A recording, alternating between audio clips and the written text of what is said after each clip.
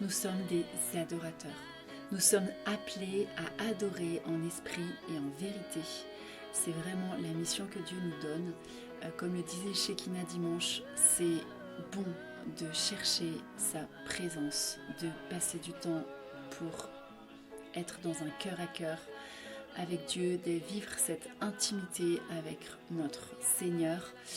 Et autant on le vit seul, quand on ferme la porte de sa chambre, autant l'importance de vivre cette dimension d'unité dans l'esprit en couple. Pourquoi ? Parce que lorsqu'on va adorer ensemble, lorsqu'on va chercher Dieu ensemble, lorsqu'on va chercher sa présence, et bien en fait c'est son règne qui vient dans la maison. Et nous, on a pris cette habitude-là depuis même avant notre mariage, parce qu'aussi on aime chanter, adorer, louer Dieu, et bien de prendre des temps un peu chaque jour, ou quand ça nous vient spontanément ou pas, pour juste amener sa présence dans notre maison. Ça, c'est quelque chose qui va permettre aussi à nos enfants de baigner dans cette atmosphère.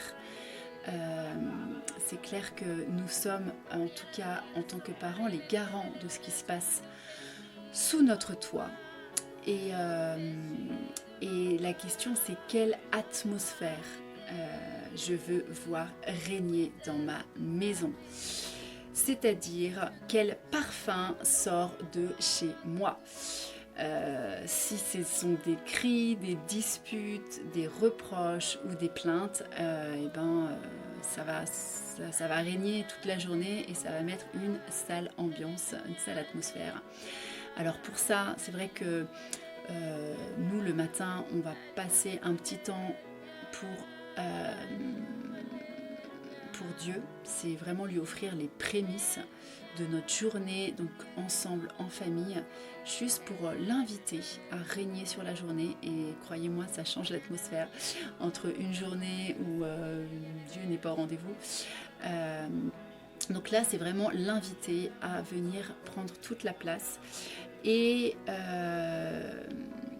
aussi de pouvoir le louer en tout temps, à plein de petits moments de la journée.